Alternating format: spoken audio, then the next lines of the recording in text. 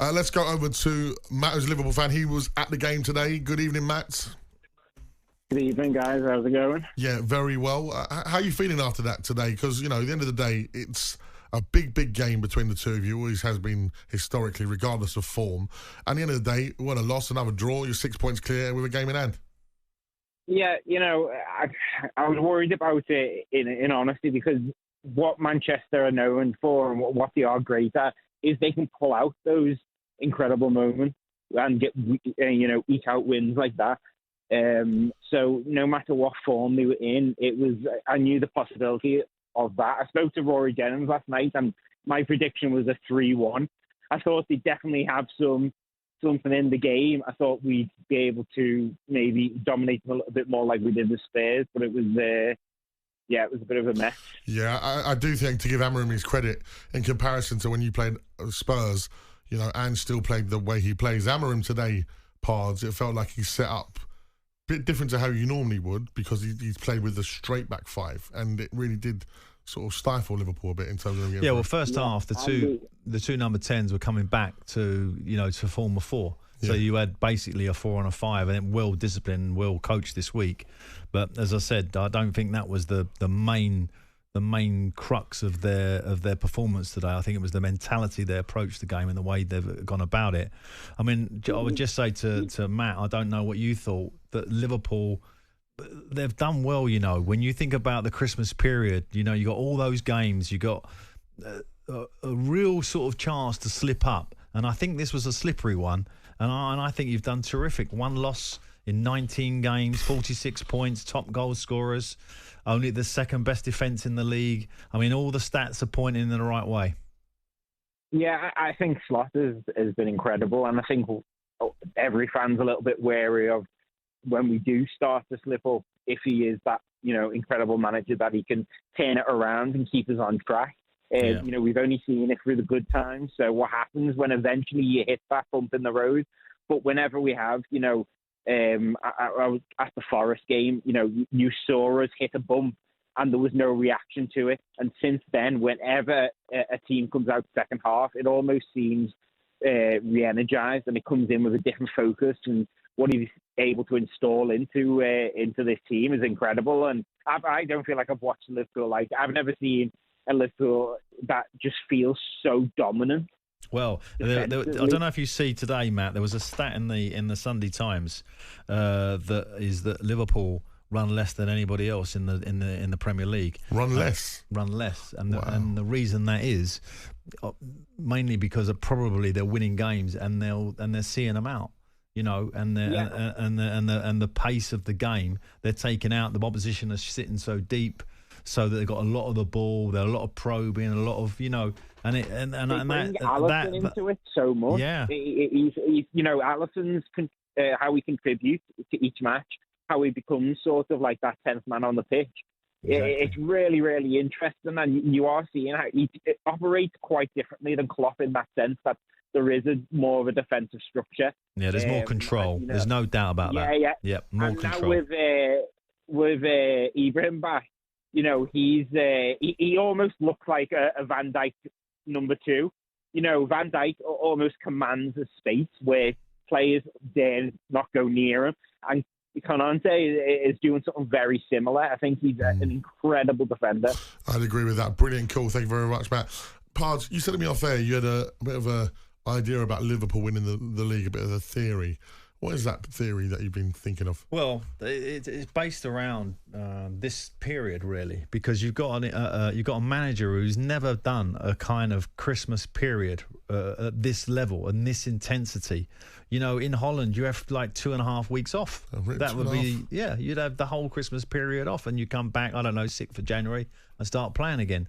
So this is unusual for him. And I thought to myself, with the games and the intensity, and they've got all the, the European campaign to come back on, you can lose focus in this period. And what I mean by that is you slip up and get a defeat, and they haven't. They've had 9 games since the 1st of December, and 1 postponed, so they would have had 10. Yeah, but they've seen them all off. They've not really had a slip up. I don't even think today was a slip-up. They come up against a really determined Man United performance, a proper Premier League game between two heavyweights, and they still haven't lost.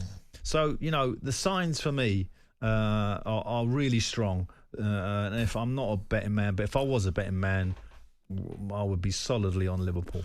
Yeah, those games that, we're talking about in that period of time, they've beat Manchester City. Obviously, they drew with Newcastle in that period and they've drawn with Man United. But, there's been no easy fixtures. They've had to go to West Ham, beat them 5-0, go to Tottenham, beat them 6-3, winning the Champions League. Like I say, the only thing, they had the Everton, the Merseyside derby that was postponed. But, yeah, they are just getting... Because... Do you know what? As much as it might be, everyone was expecting Liverpool to win 5-6-0 today. It was never going to be the case with a Man United going to Anfield, especially needing a result. And I just think this result suits probably both teams, actually, quite well. Yeah. Because, as I say, I think both managers would say a lot of positives from today. Especially with Arsenal and Brighton yesterday. Yeah. I think that made it even easier for them maybe to swallow here and go again. Because, for me, that was a big opportunity for Arsenal. Forrest Johns just messaged us, Pards. If Forest win the next 2 games, we are 3 points off of the top. Just saying. Because they've got to play Liverpool, haven't they? Well, they have. I mean, Forest is just revelation what they're doing. And 11 wins, 4 draws, 4 defeats only, and they don't score a lot of goals, only 26 scored. So that's a pressure that, you can't see that kind of form with that goal, with that lack of goals carrying on. The last 5 games, 5 wins. Yeah. I mean, they're our form team in the Premier League. Well, let's just hope that Liverpool put all their energy into the Premier League and rest some players for the Carabao Cup because they come to Spurs on Wednesday, which, of course, is on talkSPORT. Let's go to Laurence, who's a Man United fan. Evening, Laurence. Evening, gents. How are we doing? Yeah, very well. If I'm a United fan tonight, I'm thinking, do you know what? That's something to build on there. Those players aren't completely useless as they looked the other night against Newcastle. How are you feeling? I'm a bit confused, really. The game was great, and United looked really rejuvenated. But the whole handball thing is really confusing. Yeah. How is De Ligt meant to move out of that situation? I don't know. And if Michael Oliver's on-field decision was no handball, then why has he then gone to VAR and changed his mind? Has he even got to listen to VAR and say, no, my decision is final? Or have they got to go to Well, VAR? he has that option. But unfortunately, when he sees the still and he sees that arm in that sort of unnatural position, then he changes his mind. And, under the pressure of the cop singing for the penalty and all expecting him to do that, then it would have been highly unlikely for him not to have backed his own call. But in the real time, I'm with you. In real time, Laurence, that he gets a slight deflection in front of De Ligt, and he's and he reacts like what am I going to do? And I don't think it's a hand going up to stop it going in the net. I really don't, and I think it's really harsh.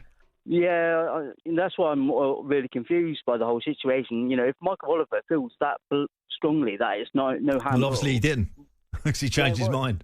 Well, yeah, that's after he's seen it on the VAR. Yeah, he should have grown a set of really strong balls and said, no, my decision is final. Yeah. That's what I would have done in that situation. Well, when you're in front of the cop end and you're the ref, it's hard to know what you're doing in that situation. Handballs, you look at, when you look at all the penalties, there is a tribal element to it, isn't there, about your team, if the decision goes against you, because they're so close, those calls, and when you're them and you see 2 managers. Mate, I have post-traumatic stress disorder from handballs because of the Champions League final. Well, 2 minutes in, Musa Sissoko. Well, who's my big buddy.